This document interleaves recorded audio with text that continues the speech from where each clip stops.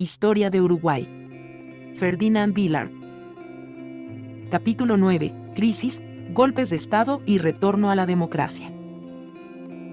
Bienvenidos al canal Audiolibro de Historia.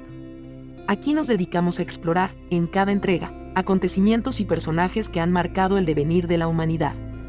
Si en algún momento discrepas de la versión que te presentamos, te invitamos a compartir tu perspectiva con respeto. Nos comprometemos a investigar y, más adelante, preparar un video donde integremos también tu punto de vista. Nuestro objetivo es construir una amplia base audiodocumental sobre la historia mundial. Apenas comenzamos, así que suscríbete y activa la campanita para no perderte ninguna de nuestras próximas exploraciones. Estamos escuchando el audiolibro de Historia de Uruguay en 10 capítulos. Este es el capítulo 9, Crisis, golpes de Estado y retorno a la democracia. En este episodio, abarcaremos una época marcada por la profunda repercusión de la crisis económica mundial de 1929 en el país, el paulatino deterioro del clima político, los regímenes autoritarios que se instauraron durante buena parte del siglo XX y, finalmente, el proceso de transición democrática que recuperó las instituciones y redefinió la vida cívica de los uruguayos. Será un viaje a través de años convulsos, con cambios bruscos de poder, proyectos políticos encontrados y el anhelo colectivo de recobrar las libertades ciudadanas. Hacia fines de la década de 1920, Uruguay gozaba de un prestigio considerable en América Latina. El impulso batllista había consolidado la educación laica, las empresas estatales y una legislación social avanzada para su tiempo. Sin embargo, el país seguía dependiendo en gran medida de sus exportaciones agropecuarias, principalmente carne y lana, para sostener el ritmo de crecimiento. En 1929, estalló la famosa crisis económica global que se originó en Estados Unidos con el colapso de la bolsa de valores. Pronto, sus efectos alcanzaron a Europa y, de rebote, a las economías exportadoras como la uruguaya. La caída en la demanda internacional impactó los precios de la carne y la lana, derivando en una marcada reducción de los ingresos fiscales. El Estado uruguayo, habituado a financiar una amplia red de servicios públicos y empresas estatales, se vio ante serios problemas para sostener ese gasto. Al mismo tiempo, aumentó el desempleo y hubo un estancamiento de la producción. Este declive económico trajo consigo tensiones sociales y políticas. Parte de la población, acostumbrada a las reformas impulsadas en la era batllista, empezaba a sufrir los rigores del desempleo y la precariedad. Sectores del empresariado y algunos grupos conservadores criticaron el intervencionismo estatal, achacándole ineficiencia y excesivo gasto público.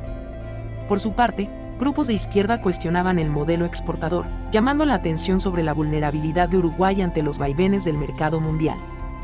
De este clima de polémica e incertidumbre emergieron posturas de corte autoritario, que proponían ordenar el país y frenar la agitación social mediante mayores atribuciones del poder ejecutivo.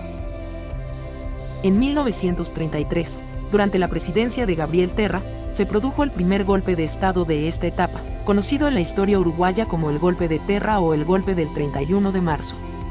Terra, respaldado por parte del ejército y con el apoyo tácito de algunos sectores políticos y empresariales, disolvió el Parlamento y reformó la Constitución para otorgar al presidente mayor capacidad de decisión, en desmedro del sistema colegiado. Este quiebre institucional suscitó resistencia de grupos ciudadanos y políticos que defendían las tradiciones democráticas, pero la oposición se vio limitada frente a la capacidad de control que ejercía Terra sobre los órganos represivos y los medios de comunicación. Aquella dictadura cívico-militar no fue tan cruda como otras en la región, pero sentó un precedente alarmante al interrumpir el orden constitucional. La dictadura de Terra se prolongó hasta 1938 y fue sucedida por gobiernos que formalmente restablecieron una constitución, la de 1934, luego reformada en 1942, pero que mantenían elementos de centralización y restricción de libertades. Aún así, a mediados de la década de 1940, con la Segunda Guerra Mundial en curso, Uruguay retomó parte de su vocación democrática. El país se inclinó a favor de los aliados, y esa postura antifascista reforzó en cierta medida los ideales de libertad y respeto a los derechos civiles. Al final de la guerra, Uruguay se vio beneficiado por la demanda de materias primas y alimentos para la reconstrucción de Europa, lo que impulsó una breve fase de prosperidad económica conocida como los años de la prosperidad de posguerra. Se reavivó el dinamismo exportador, y el Estado recobró capacidad para sostener el gasto social. En las elecciones de 1950 triunfó un proyecto político que reinstauró con fuerza algunos lineamientos batistas. Pero el panorama internacional pronto cambiaría. En la década de 1950 y principios de los 60, la economía uruguaya empezó a resentirse otra vez ante las fluctuaciones de los precios internacionales y la creciente competencia de productores de otros países. Además, la industrialización sustitutiva de importaciones, adoptada por varias naciones latinoamericanas, generó tensiones en el comercio regional. Uruguay, con su mercado interno reducido, encontró problemas para colocar sus manufacturas y mantuvo un rezago tecnológico en comparación con economías más grandes. El desencanto por las dificultades económicas se tradujo en polarización política. Cobraron fuerza corrientes de izquierda, que veían en el socialismo o el marxismo una salida a la dependencia crónica de Uruguay. Paralelamente, sectores conservadores, y más tarde grupos de ultraderecha, clamaban por un gobierno fuerte que contuviera las huelgas y las protestas callejeras que cada vez eran más frecuentes. El país entró en una espiral de conflictividad, con manifestaciones estudiantiles, huelgas sindicales y la emergencia de grupos armados que se proponían cambiar el sistema. El más célebre de estos fue el Movimiento de Liberación Nacional Tupamaros, que llevó a cabo acciones de guerrilla urbana y secuestros con fines políticos y propagandísticos. La respuesta gubernamental fue recrudecer las medidas de seguridad, dando mayor injerencia a las Fuerzas Armadas. En 1971, la crisis institucional se agudizó. Bajo la presidencia de Jorge Pacheco Areco, se aplicaron medidas de excepción conocidas como medidas prontas de seguridad, que otorgaban al Poder Ejecutivo la facultad de suspender garantías individuales y reprimir la disidencia. Esta línea dura tuvo continuidad con el presidente Juan María Bordaberry, elegido en 1972. El enfrentamiento con la guerrilla tupamara escaló, y las Fuerzas Armadas reclamaron más atribuciones. Para fines de ese año, la guerrilla estaba prácticamente derrotada, pero en 1973 se produjo el golpe definitivo. Bordaberry, en connivencia con la cúpula militar, disolvió las cámaras legislativas y gobernó por decreto, abriendo el periodo más oscuro de la historia uruguaya. Se instaló una dictadura cívico-militar que se prolongaría hasta 1985. Durante esa dictadura, Uruguay vivió un régimen represivo que limitó las libertades públicas, proscribió los partidos de izquierda y suprimió la actividad parlamentaria. Centenares de ciudadanos fueron encarcelados, torturados y enviados al exilio. Se clausuraron medios de comunicación críticos y se impuso una férrea censura cultural. El país quedó aislado de los circuitos democráticos que emergían en otras latitudes, mientras la economía entraba en una fase de cambios drásticos orientados al libre mercado, con privatizaciones e incentivos a la concentración de capital. Sin embargo, este modelo no derivó en una mejora sustancial para la población. Las desigualdades se acrecentaron, y parte de la clase media emigró a Argentina, Europa o Estados Unidos. En paralelo, la clandestinidad y la resistencia política se mantenían a través de redes de solidaridad que enlazaban a sindicatos, estudiantes y partidos proscriptos. Un hecho significativo fue la Operación Cóndor, una coordinación represiva entre las dictaduras del Cono Sur, Brasil, Argentina, Chile, Paraguay y Uruguay, que perseguía y reprimía a los opositores políticos en toda la región.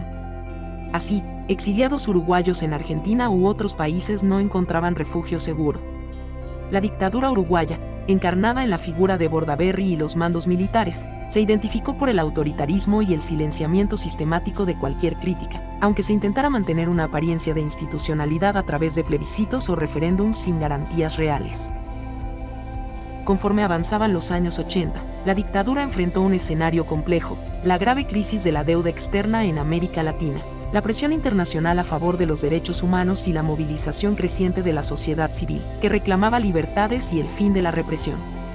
Un punto de inflexión fue el llamado plebiscito de 1980, en el que la dictadura propuso una nueva constitución que le otorgaría poderes aún mayores. La ciudadanía votó masivamente en contra, evidenciando el rechazo al régimen. Este revés obligó a los militares a negociar una salida progresiva del poder. La transición democrática cobró fuerza a mediados de la década de 1980.